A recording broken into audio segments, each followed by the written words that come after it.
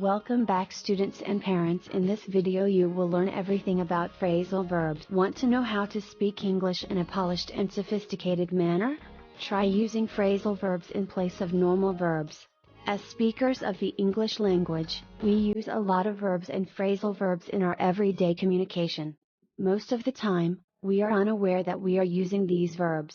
This video will help you understand the usage of phrasal verb. Now let's start with the definition. What are phrasal verbs? Phrasal verbs can be said to be formed by the combination of a verb and an adverb or preposition.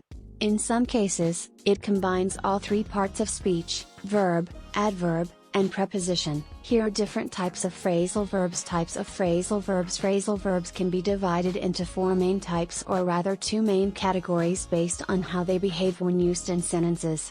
They are transitive phrasal verbs, intransitive phrasal verbs, separable phrasal verbs, and separable phrasal verbs. Now we will discuss these types with examples one by one. Transitive phrasal verbs. Just like normal transitive verbs, a transitive phrasal verb can be identified by its demand for an object. For example, it was not possible for Vina to do away with all of it as they brought back so many memories of the past. Can you fill in the required details so that we can move forward with the screening process? Intransitive phrasal verbs. Intransitive phrasal verbs behave exactly like intransitive verbs. They do not require an object to complete the sentence. They are used in or make sense of the context. For example, my car broke down all of a sudden while driving through the got section. It has been years since we met, we should definitely catch up. Separable phrasal verbs. Separable phrasal verbs include transitive phrasal verbs which have the characteristic property of separating the phrasal verb with the object in between. There is, however, a word order which should be taken into account when separating the phrasal verb. For example, I am not the kind of person who holds all of this against you. Diraj is the one who is taking care of the applications for gold loan. Can you please hand it over to him? Inseparable phrasal verbs. Inseparable phrasal verbs, as the name suggests, cannot be separated from each other and have to be used together, no matter what. For example, you will have to account for all the losses that have been incurred. Harish was asked to check out of the hotel before 9 p.m. on Tuesday. How to use phrasal verbs.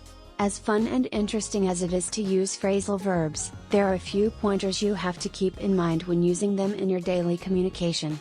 Following a particular word order and conjugating it to represent the tense of the sentence are the two things you have to learn and put into practice. Conjugating phrasal verbs. As far as the conjugation part is concerned, all you have to remember is to employ the same rules of conjugation you would if the verb stands by itself. When the phrasal verb is used as a main verb, you have to conjugate the verb alone according to the respective tense and not change the preposition in the phrasal verb. Here are some examples of conjugating phrasal verbs. Here, dropped out of school due to her illness. Drop out. My friend, Sharon, had broken up with her boyfriend last month. Break up. The security guard asked around the whole building to know whose car was parked right in front of the gate. Ask around. I hung out with my friends after the wedding reception. Hang out. Note that, in all these sentences, the prepositions remain the same, whereas the verbs dropped, asked and hung have been conjugated in the simple past form and the verb broken has been conjugated in the past participle form. Keep in mind that irregular verbs take the same spellings as they do when used as normal verbs conjugated in the different forms. Using the right word order comes into the picture mainly when you are attempting to split up the phrasal verbs. Always bear in mind that intransitive phrasal verbs and inseparable phrasal verbs have to be used together. The verb and the participle/preposition should go next to each other. With separable phrasal verbs, it is different. They are transitive and always have a direct object to complete them. You can separate the phrasal verb by putting the direct object in between the verb and the preposition. For example, Kate let me down when she did not show up for my court hearing. Some phrasal verbs will always require to be separated by the direct object in between. For example, we are very glad that we have you around during this difficult time. When noun phrases act as the object, it can also be placed in between the verb and the preposition. For example, he was asked to leave all of it out for approval. Here are some examples of phrasal verbs. Examples of phrasal verbs. Let us look at how the phrasal verb give up can be conjugated to represent the different verb forms in English. Simple past form: the captain gave up at the last quarter. Infinitive form. It was not easy for the coach to give up trying to encourage the team even in such a hopeless situation. Gerund form. Giving up is not the solution to the problem, it is just the easiest choice.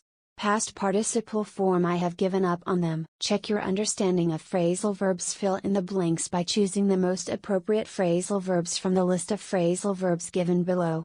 Conjugate them to suit the tense of the sentence. Here we have provided you some fill in the blanks that will help to check your understanding of phrasal verbs. Pause the video and start practicing. Check your answers here. Thanks for watching. Don't forget to like, share and comment and subscribe to our channel.